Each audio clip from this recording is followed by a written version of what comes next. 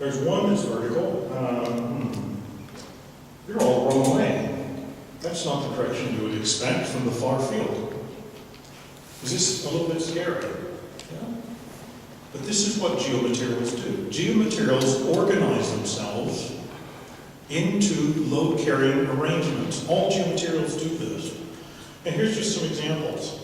The one here at the top is a set of plastic beads that are the size of sand grains, and this is in a photoelastic experiment with a vertical load.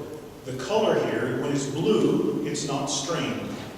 When it's green, it is suffering or experiencing strain. So what you see here are force chains. This pack of sand, only maybe 25% of the sand grains are actually loaded. The rest of them are sitting there having a relaxing evening. They're not doing anything to contribute. It self-organizes itself into this arrangement of load carrying. This one, I don't know if it's going to work. I'm going to try on the computer, but this one is actually a moving boundary. I'm going to just try it. If it doesn't work, it doesn't matter, but I'm going to see if it'll run just to show you. I'm sneaking out the door right now, so. Is it going to? No? Okay, it won't, because it's probably online to a file that I didn't copy over. So. But when you see this one run, it will, oh, it says it's going to. Let's try that.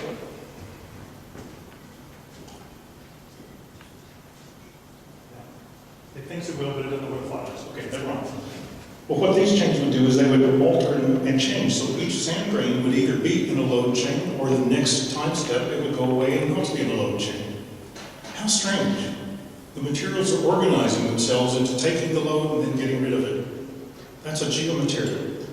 When we deform a whole cylinder of sand, and this X-ray slices through it, here's a little drawing of what happens after we've loaded it. That cylinder of sand organizes itself into a whole set of shear bands, and portions of that cylinder change the stress state. We know about experiments in the lab. We'd have lovely cylinders. We could think about them as uniform. That's not uniform. It's completely non-uniform. Down here we have a little reservoir simulation showing a depleting reservoir and then the displacements and then stresses above it. These reservoirs, when they deplete, they make an arch above them sometimes. It's just kind of like a railway arch or a Roman arch. And so the loading in here is quite different from what we might have thought. Geomaterials do this. They do it everywhere. So it's not a surprise that fractured systems do it too. So we've got all these interactions. And blocky geomechanics has involved all these nonlinear things I've just shown you, and they're not elastic because we take the load off and it doesn't spring back. So there's a dissipation of energy. We load it, things slip and move around. We take the load away, and it doesn't jump back. Okay? It absorbs permanent energy. If I have pore fluids, we'll do that in a moment, we get another interaction axis. If I put thermal in, I'll show you one of those, we get another interaction. So these system responses are not deterministic, but they're emergent behaviors of complex systems. I'm going to show you some little simulations using this tool called HydroDDA. I won't show you how that's done right now, but it links a blocky geomechanics simulation tool with a fluid flow tool. And here's the HydroDDA simulations. You saw that slide a bit earlier with fractures with different orientations, different trends. So here's some little simple models. These four models are exactly the same. They have the same pre-existing fracture set, and they're loaded differently. The model on the left top here is shortened in the vertical sense. There's also some constraints on the sides. I'm not showing those just for visual confusion. So I'm just showing that there's a maximum shortening and the fluid pressure gradient, not a single pressure, but a gradient of pressure going from top to bottom, the dynamics of fluids. In this case, you have the same mechanical loading, but the fluid's going across. Here, the mechanical loading is left to right with fluids, so it gives me four cases. The colors over here are the simulated pressure distributions. You can see they're not smooth, so it's not a uniform gradient after the model has moved. The white arrows are showing the Darcy flux. This is a single-phase model. And yeah, they're taking advantage of the fractures there, here. It's taking advantage of the fracture there, and then it doesn't know about that fracture. So one fracture, part of it is flowing, the other part isn't. That's interesting. If you thought about these diamond shapes as being conjugate fractures, and Maybe that's right, maybe it's not. If you thought about them, then you would think that the mechanical loading that made them was oriented like the red dot, going up and down. Now there's a story out there, another myth, that says that a fault or a fracture oriented in such a way that its far-field loading causes it to resolve stresses onto that fracture such that it would slip. That fracture has increased permeability, fracture, fault, whatever. Well, this one certainly isn't. So that idea is too simple. It's not thinking about systems, it's thinking about single things. Maybe you didn't like those fracture patterns because maybe Gary made them up. So here's a very simple one that's just uniform, absolutely uniform. Same kind of combination of loadings. You can see the colors in here, absolutely messed up. Yeah? There's high gradients in fluid pressure, saying that there are major differences in permeability locally inside that model. Big, big changes in permeability. The numbers I'm showing here, come back here, the numbers I'm showing here, 100, 250, etc. That's the average permeability of the whole model compared to the matrix permeability. So this one's getting on for 250 times, and that one's only 2.5. Fractures are not having any impact at all over here. This is nothing. This is nothing. 2.5 times permeability change, we don't care. That's getting on to be significant. Now, each model has the same fracture system, doesn't it? But that fracture system doesn't have one permeability. It has at least 4. If I change any of these parameters, fluid pressure gradient or stress boundary conditions or whatever I change, I get another permeability. That's not very comfortable, is it? Fractures do not have a fixed number for the permeability. It changes as the situation changes.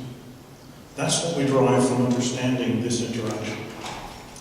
If I plot a lot of these model results together, this is the kind of thing we get. The loading parameter here is just aspects of the model, and I'm generalizing this for this purpose. But the key one here is the hydraulic gradient. So the fluid pressure gradient is a big one. And here's the log of the permeability. So this is 10 times 100, 1,000, 10,000 times. If this was the yellow curve, if that was the model results, then I could draw a straight line through that and say it's constant number. Happy? Let's go home. Yeah? Job done. The brown line, this bike is not very comfortable. Being a good engineer, I could delete that data point, couldn't I? Then I could draw a straight line and go home. You've never done that, surely? No? We've never deleted a data point. The green one, I guess I could make a sloping line, a straight line through there, and I could come up with a nice simple function, couldn't I? Yeah, that's good. But the blue one's a little more problematic, isn't it? Now, I like to tell this story, and for anyone who's a student in the audience, this is something to remember, okay? This was done by a PhD student, and this student came in to see me one day with a table of results. I'd asked him to run these models. He came in one day with a table, and his parameter here was a 5, 10, 15, 20, whatever it was. I think it was fluid pressure gradient over some distance. And his effective permeability when the parameter was 10, well, being a clever professor, I immediately saw that it was off by 3 orders of magnitude. Yeah? So I quickly slapped the student vigorously. No, I don't do that. But I verbally abused him slightly and said, "You silly boy, you've made a mistake. Look what you've done. You've put a number in wrong. Go fix it." So he whimpers and runs away. So 2 days later, he comes back and says, "No, Gary, you're wrong. When the parameter gets to 8.2, it leaves the curve, and 8.3, 8.4, 8.47, 8.52, 10.1, 11.33, 11.39, 11.42, and then it levels off again. So the student gets his PhD because he proves the professor wrong. Now, for students, that's an important message. Yeah? PhDs require you to prove the professor wrong. That's not always comfortable, but it's an important part of getting a PhD. So, we find that these spikes like this are not unusual. In fact, between 60 and 80% of all the model simulations we have run to date have a spike, maybe two. You can imagine the challenge of finding, for one fracture pattern, all the possible loading parameter configurations and fluid pressure gradient configurations to get these numbers. There's gaps in that parameter space that I don't know. It's difficult to define this landscape. The response function for this system is simply not well defined. We have to find it by exploration. This is a classical bifurcation problem in nonlinear dynamics. This is starting to sound a bit scary, because the permeability of my fracture system could change from being something perfectly happy by a factor of 1,000, just because something changed in the reservoir, such as the fluid pressure gradient. Where do we do those? Near wells, out in fracture corridors, things going on. What would you do if next week some of your production data says, oh, 2 of the wells in the field have just increased their production by a factor of 1,000? Is that a nice message you'd like to take to the boss? Only if you could say it was going to continue. But if it's going to die 2 weeks later, that's not the message. But how are you going to say it? Do you even want to say this? Is this a field error? Is this a measurement problem? This is not a comfortable thing to encounter, is it?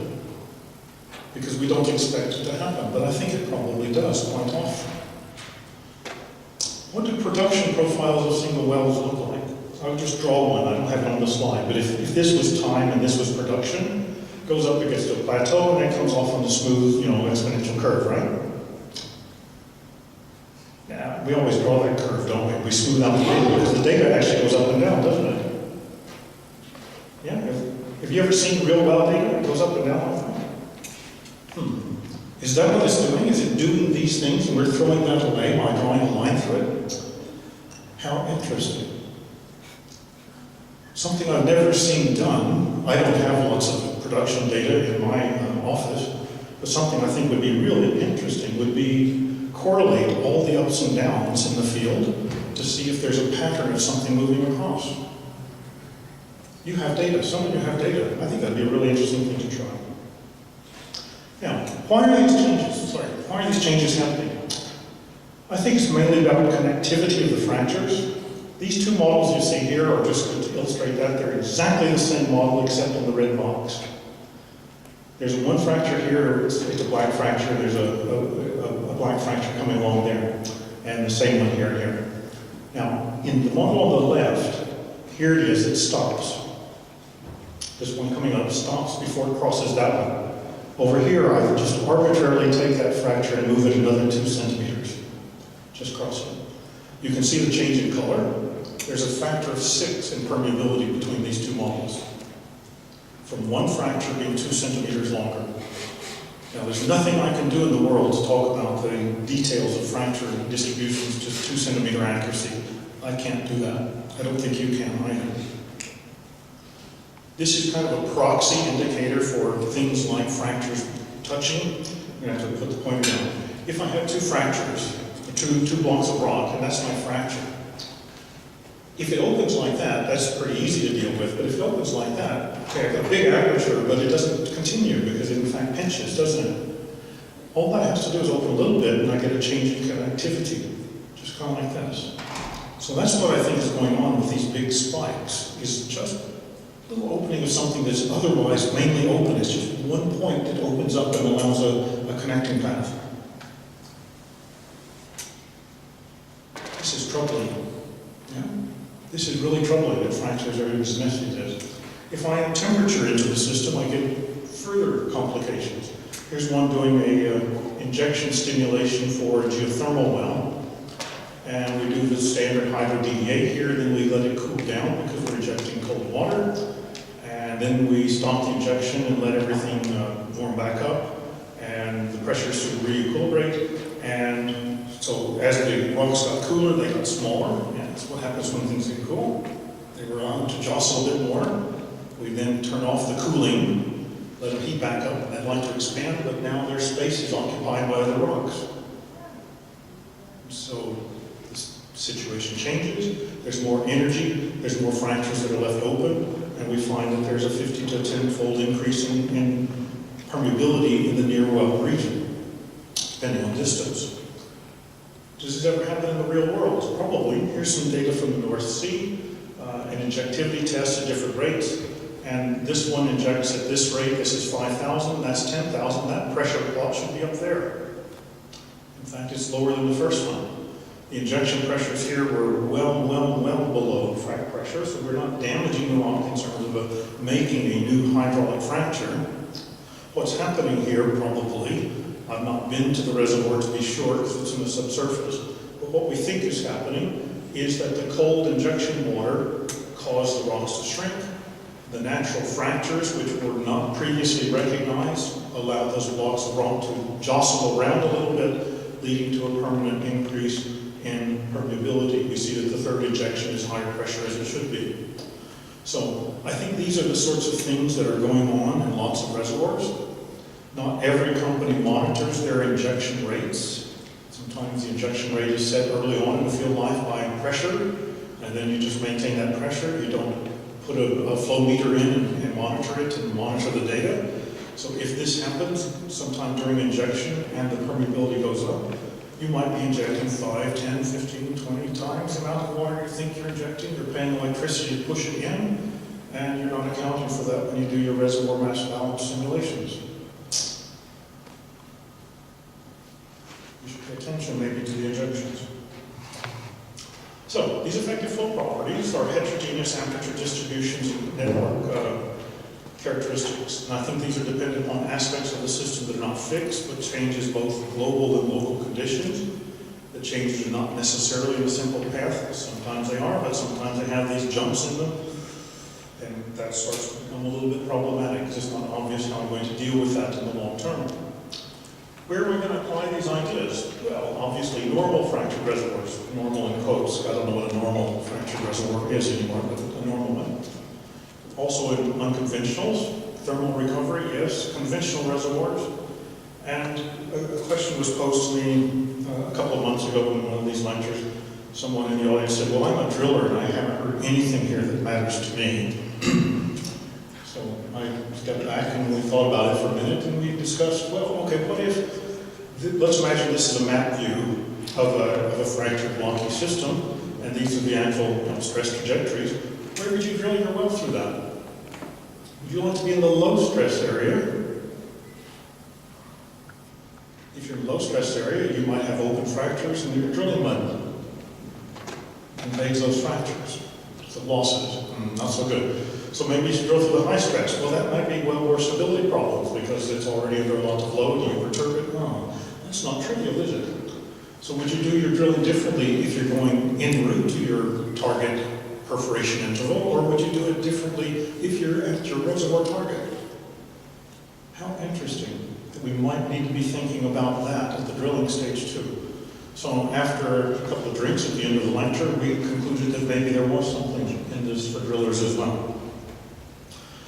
Does it matter in the real world? I think it does. It's probably more important than we've given credit for. Here's a reservoir model. It's got fractures. You see these red lines in there? Those are things I call fracture corridors. That's zones with very high fracture intensity. They clearly increase the permeability. So the model has that permeability built in. This is a single cross model. Over here we see two simulation outcomes. The one down here at the bottom, I'm showing it small because it's not really very important. The fracture corridors have their increased permeability, but they have the same rel-perm curves as the matrix, the yellow rock. Looks kind of like a piston displacement, water displacing oil. Not very interesting, actually. Not very realistic. The model up here has the same permeabilities as this one, but here I've got different rel-perms in the fracture corridors. This one has a distribution of remaining oil that's very like real fractured reservoirs. It has early water breakthrough at the producers up here, lots of left behind oil. That's what real reservoirs do. So in fact, fractures also matter for rel-perms, not just permeability. These dynamic effects change the rel-perms as well as the effective permeability. Oh dear, Gary's making it even worse. Yeah, I've lost all of my friends now.